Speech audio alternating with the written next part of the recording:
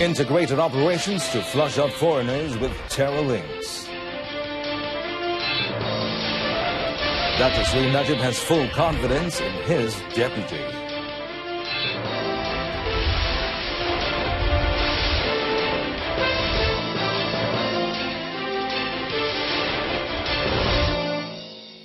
Good afternoon, and welcome to News on 2 with me, Muhammad Amin. Well, police are conducting integrated operations to flush out foreigners suspected of having links with terrorist groups before the 2017 Kuala Lumpur Sea Games begins. And Bukit Aman Special Branch Counter-Terrorism Division Principal Assistant Director Dato' Ayub Khan Maidin Pichai said the operation had the cooperation of the Atomic Energy Licensing Board, AELB, which loaned equipment to detect radioactive elements.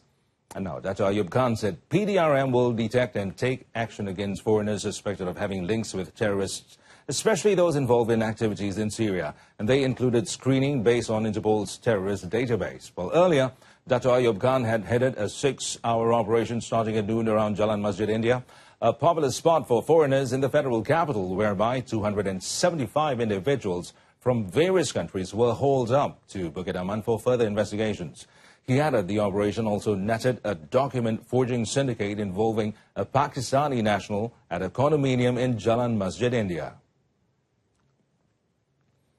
Well, meanwhile, last night, police issued 216 summonses during Ops Tutup at Dataran Merdeka and Jalan Raja Laut in the capital. The operation, conducted by the Kuala Lumpur Traffic Investigation and Enforcement Department, involved 4 senior officers and 67 personnel. Now, the focus of the operation was to curb the mud rumpet menace around Dataran Merdeka and Jalan Raja Laut, which is a hotspot for this dangerous activity. And various offences were recorded during the operation, such as driving without valid licence, vehicles with expired road tax, vehicles without licence plates, and vehicles with licence plates that contravene regulations. Aside from the 216 summonses issued, 20 motorcycles were also seized. The 10 p.m. operation ended 2 hours later.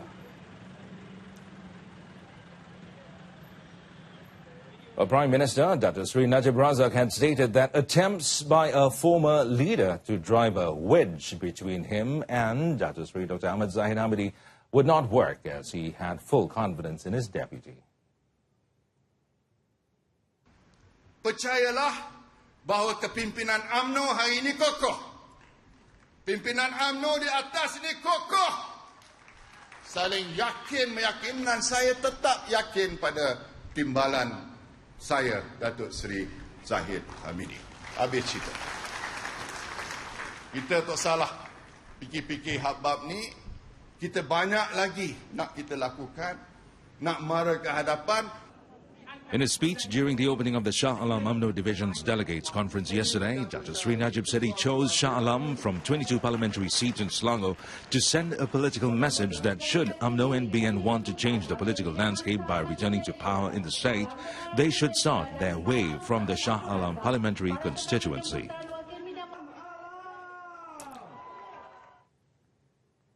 The government will not compromise and will cooperate with the Malaysian Anti-Corruption Commission in its investigation towards the Federal Land Development Authority, FELDA.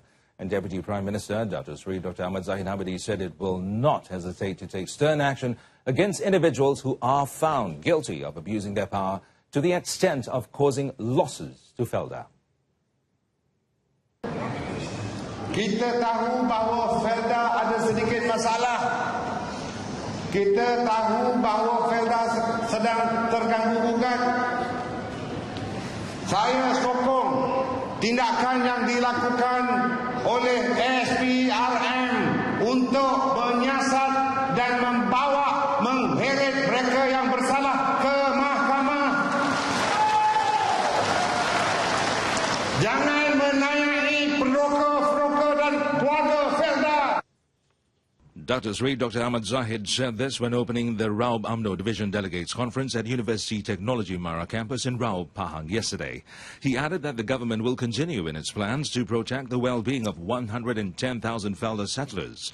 Dr. Sri Dr. Ahmad Zahid also said a request will be made for additional allocation to be provided from Syarikat Perumahan Negara Berhad, SPNB, to help build houses for the second and the third generation of FELDA settlers. The Sarawak State Disaster Management Committee Secretariat will kick off a rabies vaccination campaign around 5 villages in Serian, Sarawak today. And according to the Secretariat, a total of 183 dogs were vaccinated at Kampong Bunga and Kampong Baru in the Serian Division and Kampong Pedaun Bawah and Kampong Bijurai Monggak in Bau District to date. And 5 villages recorded the largest number of dogs vaccinated. That is Kampong Terbat Leban, Kampong Terbat Mawang, Kampong Mayang Kawan, Kampong Sebintin and Kampong Engkero.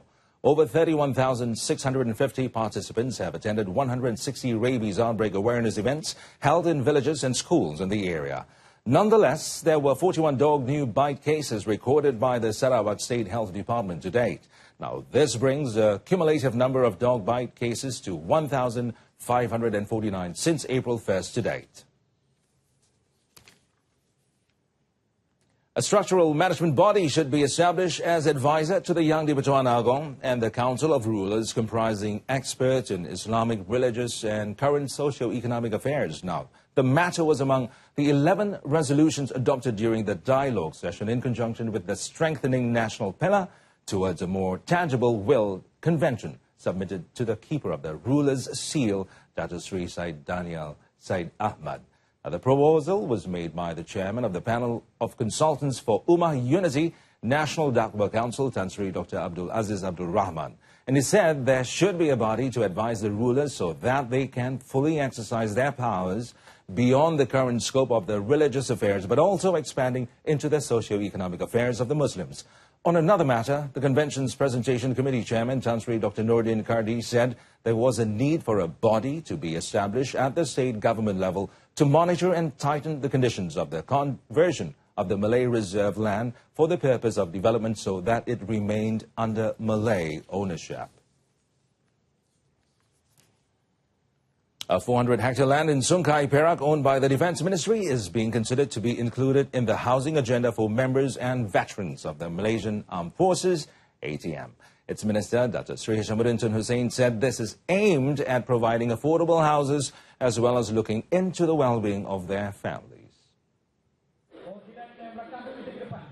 In working towards the agenda, Dr. Sri Hishamuddin had recently held a meeting with Perak ESCO member Dr. Rusna Kasim to discuss the matter. Tanah tadi ada kaitan rapat dengan tanah-tanah kita yang boleh dibangunkan khususnya untuk perumahan. Dan bagi saya memang ada keperluan untuk menyediakan rumah-rumah keluarga Angkatan Tentera khususnya. Dr. Sri Hishamuddin said this after launching the Tanjung Malim UMNO delegates meeting held at Maktab Rendah Sains Mara, MRSM, Trola. Apart from housing, 2 other agendas will be announced in September, which includes health and education, especially for the families of the Malaysian Armed Forces. A committee will be established to conduct a detailed investigation on the capsized boat incident that led to 4 fishermen missing in Kuala Dungan, Terengganu on Wednesday. And Agriculture and Agro-Based Industry Minister Dr. Sri Ahmad Jabri Chik said the committee would comprise the Fisheries Department, Malaysian Fisheries Development Authority of Malaysia, LKIM, and the National Fishermen's Association, NEKMAT, as well as insurance companies. He also added that the committee would improve the group insurance scheme by conducting a review as only 1 of the 5 victims was covered by insurance. Saya harap sebab sekarang ni pencarian belum dibuat sebab ada proses lain lagi yang perlu diikuti, lagi cepat lagi bagus. Saya akan bentangkan pada kabinet, saya akan maklumkan pada orang ramai. Dr. Sri Shabri Chik was met after visiting and presenting donations to the families of the fishermen in Kuala Dungan. In the incident last Wednesday, 4 fishermen from a village in Ru Semerak Pasir Puteh were feared to have drowned after the fibre boat they were in capsized when tossed by waves. The victims who remain missing are Sheikh Muhammad Effendi Sheikh Ismail, 34, Muhammad Zawawi Muhammad, 27, and Wahab Zakaria, 44. Another victim, Muhammad Shahrin Yaqub, 33, survived, taking 3 hours to swim to land, whereas his brother, Muhammad Nazri Yaqub, 37, was found dead by Fisheries Department volunteers around 8:50 a.m. last Friday. Well, members of the public are urged not to rush to check their unclaimed money.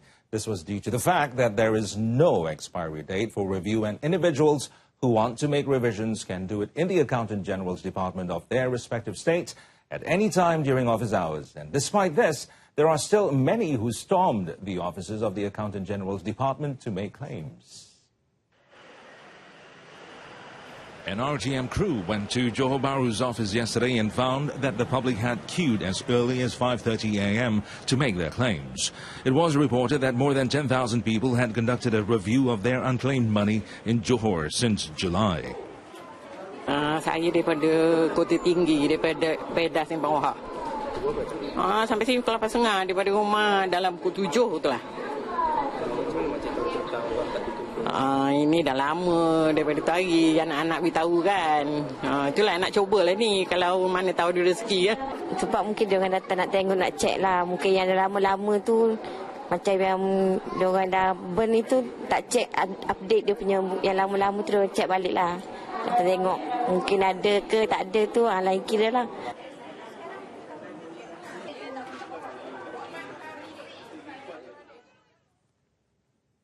Well, two national icons were named as recipients of the History Maker Awards in conjunction with the 10th anniversary of the History Channel in Asia. Historian, Professor Emeritus Tan Sri Dr. Koo Kay Kim and cartoonist Dato Muhammad Nur Khalid, or better known as Dato Lat, received their awards yesterday in conjunction with the History Convention 2017 held in the capital.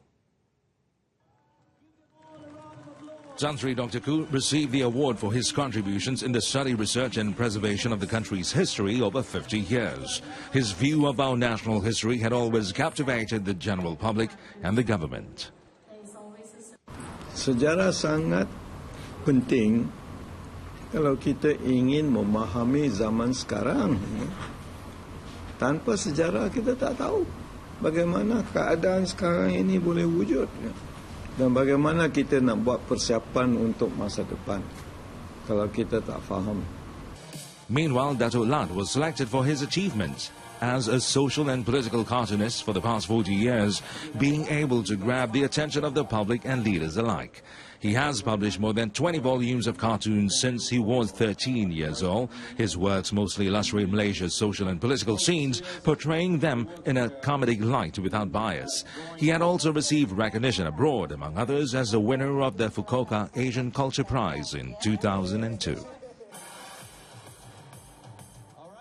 The Kuala Lumpur Tower will be lit up with the colours of ASEAN beginning 7 p.m. to 12 midnight on August 8th in conjunction with the ASEAN 50th anniversary. And the lighting of the iconic building with the colours red, blue and yellow will be done with the cooperation of the Foreign Ministry and the Kuala Lumpur Tower.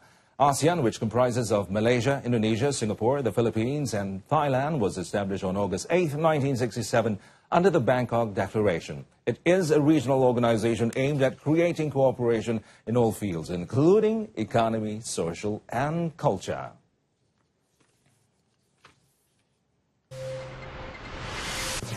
Coming up in sports, women double shuttlers win New Zealand Open title.